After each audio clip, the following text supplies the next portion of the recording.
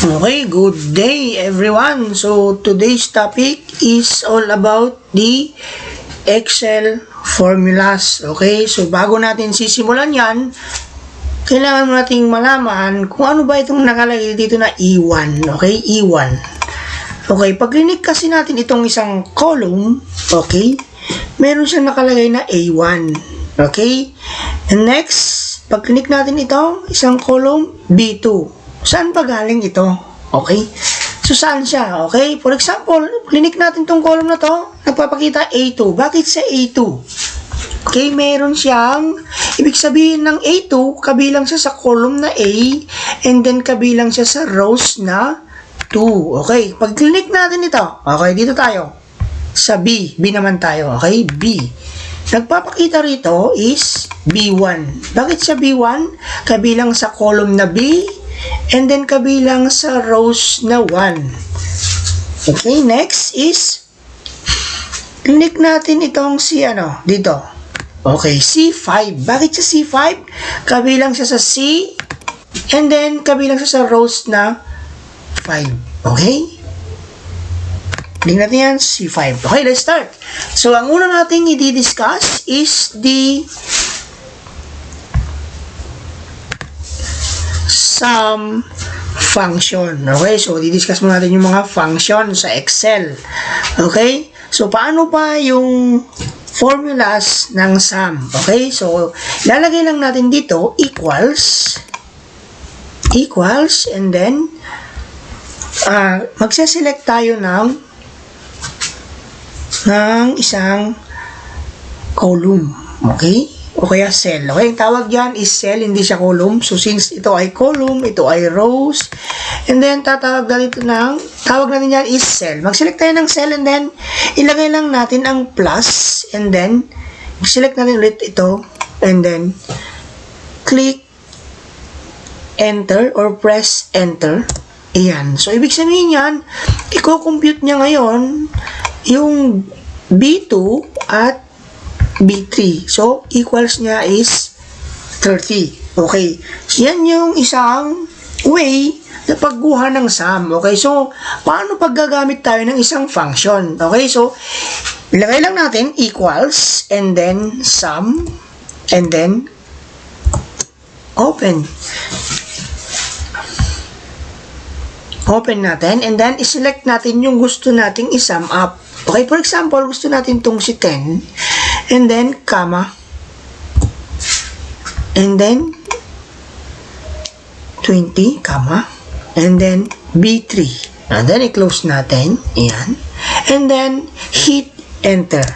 Okay, so ang nangyari, nagkaroon siya ng sum up. Okay, meron bang another way kung halimbawa naging 100 na itong cell natin, meron bang mas madaling way paano siya kunin? Okay, meron. Okay, so click natin ang sum equals sum, and then open, select natin yan, and then maglalagay tayo ngayon ng colon. Okay, colon, and then i-select natin itong si pinakahuli. Ibig sabihin yan, sasakupin niya lahat ito, and then isasum up niya lahat yan. Okay, close natin, and then hit enter. Ayan. So, nag-sum up siya. So, halimbawa, pag naglagay pa tayo dito, ng 50 or 60, ayan. Then, ulitin lang natin to equals sum, and then, select natin yan, yung cell na yan, and then, colon, and then, select natin tong si 60, automatic, lahat ng nandyan is isa-sum up niya. Okay, and then, close natin yan, and then, hit enter. Okay, so 170 lahat. So, from 10 to 60 equals to 170. Okay, ito yung tinatawag na sum function. Okay, next tayo.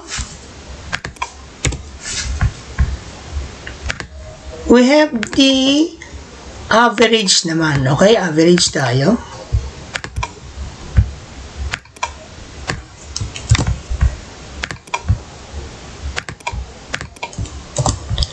Okay, average. So, ano naman yung si average? Paano naman si average? So, the same way, i-ano lang natin ang equals and then average. Okay? Average. And then open. And then select lang natin siya. And then colon. And then kung gusto mo lahat, select tong lahat. I-click mo lang yung pinakamababa niya. And then i-close natin yan and hit enter. Okay? So, yan yung average niya. Nakuha niya is 34. Okay? That's the average function. Okay? Next tayo. Next function tayo.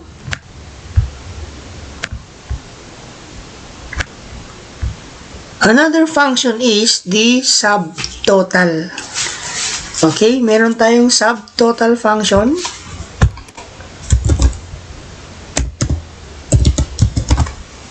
Ayan siya. So, ano naman itong subtotal? Okay, equals lang natin yan. Equals, lagay natin subtotal. Open natin, and then,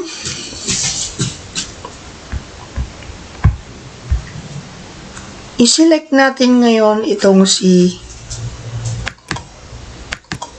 D2, and then, ilagay natin ngayon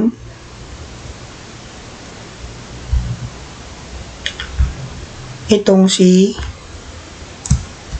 colon and then 600. Okay? And then, i-close parenthesis natin and then hit enter. Okay, meron siyang error. Bakit? You entered too few arguments for this function. So, meron tayong nakalimutang ilagay. So, kailangan nating maglagay ng arguments. Ano ba yung mga arguments natin? So, lagyan natin ito. Okay, ulitin natin. Subtotal, open parenthesis, and then, lagyan natin ng arguments daw. Okay? Saan ba yung mga arguments? So, eto siya. Makikita mo siya dito. Meron tayong average, count, count A, max, mean, product. Andyan. Andyan lahat ng ating mga arguments. So, anong gagamitin muna natin? For example, gusto lang natin i-count. Okay? I-count natin yung itong D2 hanggang D4. Okay? Anong gagamitin natin arguments? Okay, tama. Gagamit tayo ng 2. Okay? Kama lang natin yan. And then, select natin tong cell na to. And then, colon, and select natin to. Lahat yan is ika-count niya. Since 2 yung ginamit nating arguments. Okay? Ito, 2. Ginamit nating arguments. I-close parenthesis natin yan. Enter. Okay? So, binilang niya lang. 1, 2, 3. Okay? Ulit. What if? Okay? Ayaw ko ng 2 na arguments. Okay? So, gagamit tayo ng anong gusto nyo gamitin? For example, kukunin natin yung max, yung pinakamataas na value ng cell. So, gagamit tayo ng 4. Okay? Gamit tayo ng 4. Yan. And then, enter natin ngayon. So, kinuha niya yung pinakamataas na value ng cell natin. So, yan si subtotal. So, meron tayong arguments na ginagamit dito para makuha ang output. Yan ang tinatawag na subtotal function. So, andito siya. Yan, average, count, count A, max, mean, product. Okay, andyan siya lahat. Sum, average. Okay. So, andyan lahat ng arguments natin. Okay, next tayo. Okay, meron tayong okay, hintayin lang natin. Tayong tinatawag na modulus function. Ibig sabihin, equals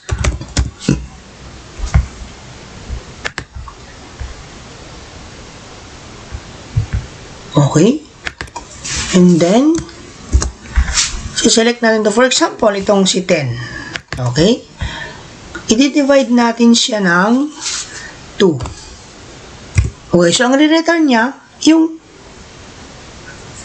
remainder. Okay? For example, 10. Okay? And then, enter natin yan. Ang remainder niya is 0. What if? I-divide natin siya ng 3. Okay? Gamit tayo ng modulus. What if 3 ang gamitin natin? Ilan yung remainder niya pag dinivide natin siya ng 3? Okay? Enter natin 1. Okay, yan ang modulus function. Okay, so ang nire-return niya is yung remainder mismo. Okay, what if itong 20. Okay, yung 20 nga ang ano natin. I-select natin ang 20.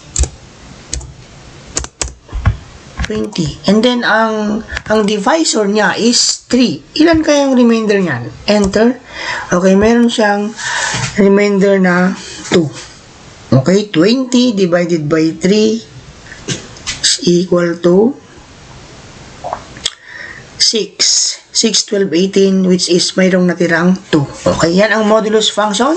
It will return the remainder of this cell. Okay, next function tayo. Okay, next function tayo, we have the power function. Okay, ano naman itong power? Okay, from the word power, alam na natin yan. Okay, so for example, 10. Okay, equals lang natin to.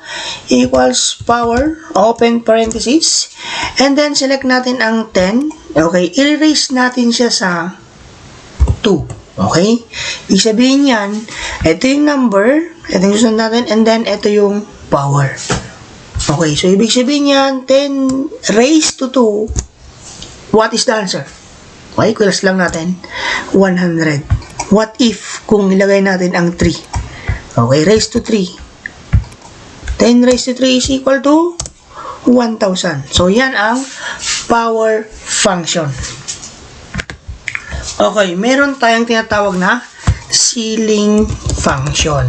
Oh, ano naman tong ceiling? Okay, ang ceiling function, so, titignan niya yung pinaka-highest value of multiple values. For example, equals natin ang ceiling. Okay, open parenthesis, and ilagay natin ito, 60. And then, comma, ngayon, for example, i-multiply natin siya, ang multiple values niya is 5. Kukunin niya ngayon yung pinakamataas na pinakamalapit sa 60. So, ano siya? Okay, and then, click natin yan, 60. Okay? 60 pa rin yung pinakamalapit sa kanya.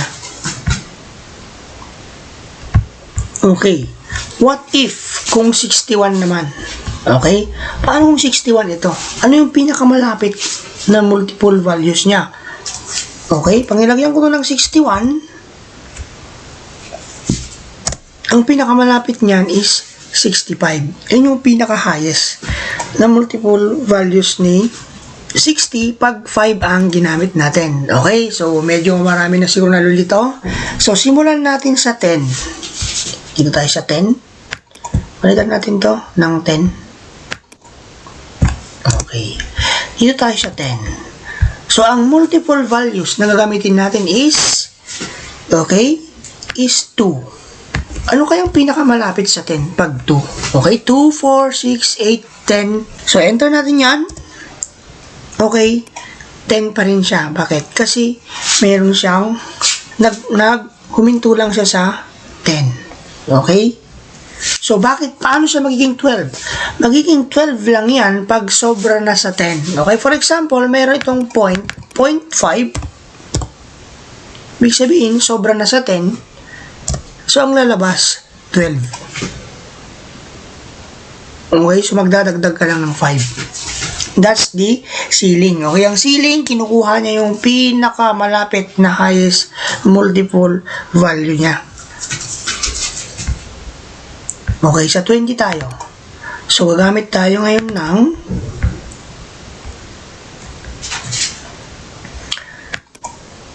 okay, kukunin natin ngayon itong si 20 and then gagamit tayo ng multiple values na value na 2. Okay, so anong lalabas dyan? Okay? So, 2, 4, 6, 8, 10, 20. So, since wala siyang decimal point, wala siyang sobra, 20. Okay? 2, 4, 6, 8, 10, 12, 14, 16, 18, 20. So, 20 ang lalabas dyan. Okay? For example, 21 ito. Okay? So, 21 yan. Ang pinakamalapit dyan sa 21 is 22. Okay, so yan ang ceiling. Next function. Okay, kung merong ceiling, meron naman tayong floor. Okay? Ano naman ibig sabihin ng floor? Floor function. Ibig sabihin yan, kung yung isa is, pinakamalapit, dito naman is yung mas malapit sa, mas mababa sa kanya. So, paano siya? Isulat natin. For example, floor, gamitin natin, equals, palitan natin ng floor to. Equals floor.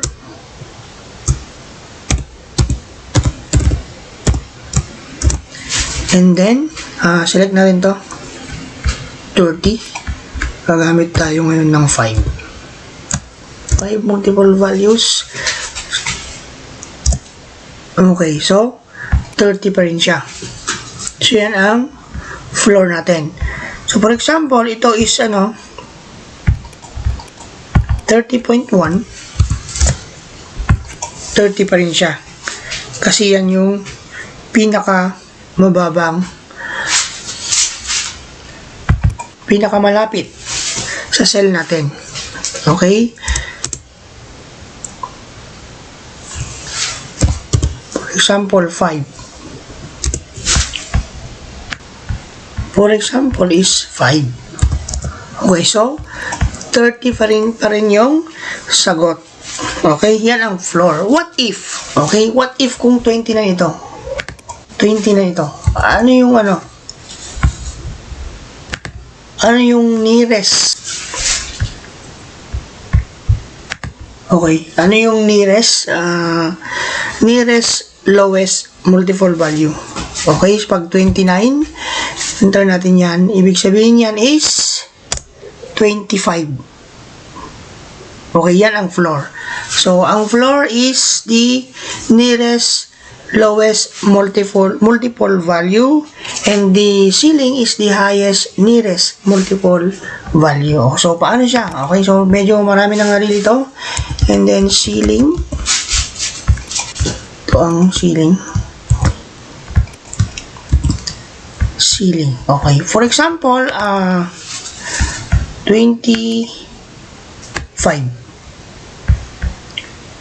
Okay, for example, ito yung medyo nakakalito.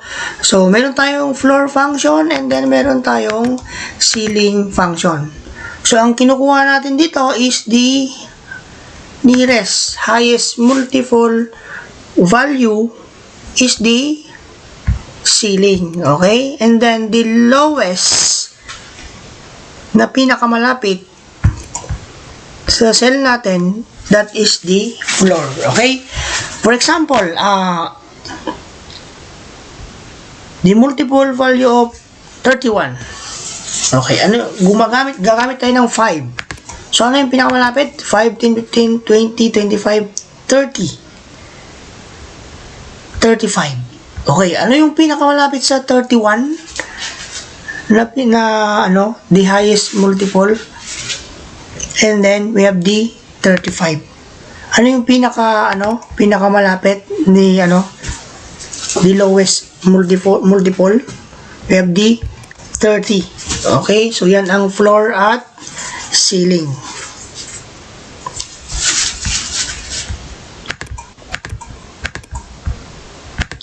Okay, next function is we have the concatenate. Okay, ano naman ang concatenate? Concatenate function. So, ano namang gamit ni concatenate? Okay, so the use of concatenate is pagsasamahin niya yung laman ng isang cell. Okay? So, paano siya? Equals lang natin yan. Concatenate. And then, select natin yung cell. And then, comma. Select natin ito. Close parenthesis, hit enter. Okay, so nagsama ngayon ang floor at ceiling. Okay, next is concatenate. Concatenate. Okay, open parenthesis. Click natin to. Comma. Click natin to. Comma. Click natin to. then close parenthesis, enter. So, nagsama-sama ngayon yung laman ni cell. Okay, so meron tayong 31, 30, 31, 35 floor ceiling. So, that is the use of the concatenate function. Okay, meron tayong tinatawag na len function. So, ibig sabihin ng len, what is the purpose of len? Okay, ang ibig sabihin ng len is i-count niya yung string inside the cell. Ano ba yung may string? Okay, ito, halimbawa itong floor na to, i-count niya lang 1, 2, 3, 4, 5. Okay, subukan natin. Subukan natin ang len function. Okay, equals lang natin yan. Len. Then, i-count niya yung laman ni cell natin. Okay, ilan kaya yung text dyan? 1, 2, 3, 4, 5. So, should be 5. Enter. Okay, 5. Ibig sabihin, 5 yung laman niyang text. Okay, next tayo.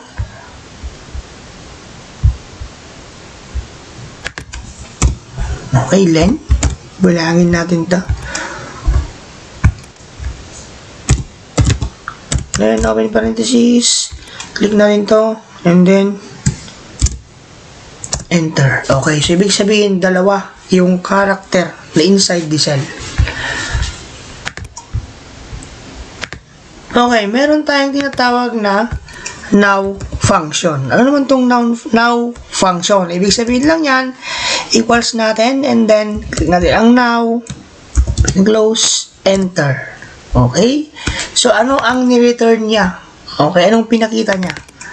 Okay, pinakita niya yung date and yung oras ngayon. Okay? So, it's already 22:26. So, it's already 10:26 p.m. na PM sa part ko. Okay? So, pag ginawa ito ng umaga, equals nyo lang yan na magpapakita agad yung date and the time.